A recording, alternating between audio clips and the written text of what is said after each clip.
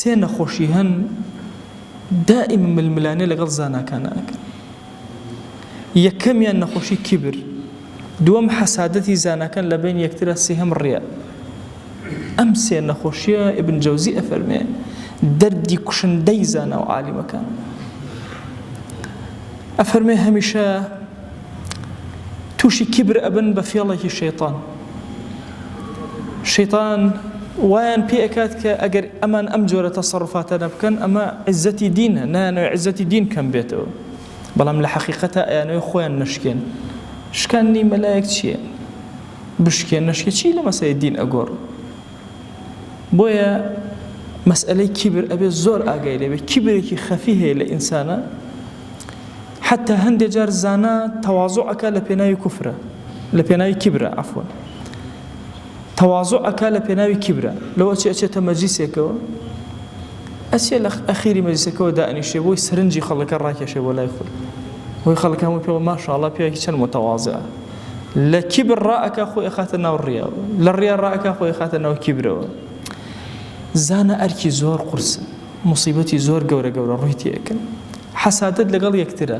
تۆ دیقەت بن ئەمڕۆ لە کوردستانی خۆمانە ئەم بانخواز لەگەڵ ئەو بانخوازە کێشەی هەیە، ئەو مەلا لەگەڵ ئەوی ترای، ئەم شێخ لەگەڵ ئەو شێخ، ئەو حیزبی ئیسلامی لەگەڵ ئەو حیزبی ئیسلامی،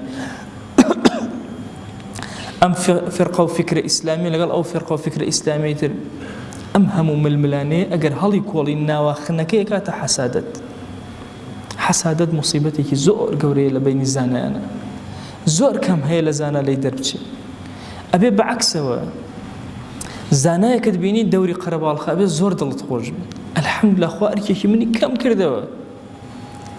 بۆیە ڕەحمەتی خوا لە ئیمامی غەزالی بێ ئەفەرمێ وەڵڵاهی کاری ئەم دینە وەکو ئەوە وایە، باوکت زۆر خۆش بێ، باوکیشت مردووە، هەرچی ئەەکەی نازانی چۆن بینێژی، کۆڵەکەت داوە بە کۆڵتە، باوکی خۆتە داوە بە کۆڵتە، ئەچی ئەگەڕێی نەخاکە نازێکە دەسەکەوێت نەشوێنێ، ئەڵێ موسڵمانە یەت پاچی پێ، خاکە نازی پێ، هەموو شتێکی پێ، ئەڵێ کاکە هاوکاری دەکەم خەبرەکە هەڵەکەن و باوکی تێکە، بڵێ نەخێر هی تۆم ناوێت، تۆ بڕۆ هی باوکی خۆ بکە، حەقە بەسەر باوکی منە، ئاخە کەس نییە هاوکاری بکە.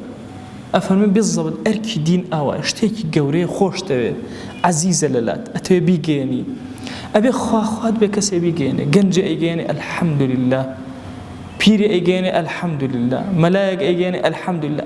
ئەمە حەسادەتەکە نایەڵێ. بۆیە ئەو اختلافاتانەی لە جیهانی ئیسلامی بینی هەمووی فێڵی شەیطان. وهای لێکن دنەی داوین دوی لەگەڵ یەکترە، هەر هەمومان ناکۆکین لەگەڵ یەکترە لە بەلاش. کورە ئەوە دەست یەکترمان ماچ کردە، ئەوە مرکزی قورئانی کەس یەکترمان بینە دەستمان ماچ کردایە.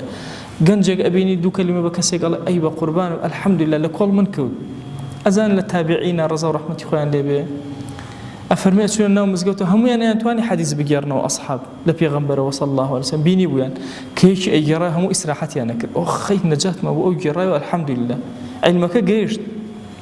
ئەبەو نەفەسە مامەڵەکردنە بۆیە ئەفەرمێ قەلەما هەیە زانا لە کیبر ڕزگاری بێ، قەلەما هەیە زۆر کەم هەیە زانا لە حەسەد ڕزگاری بێ، زۆر کەم هەیە زانا لە ڕیا ڕزگاری.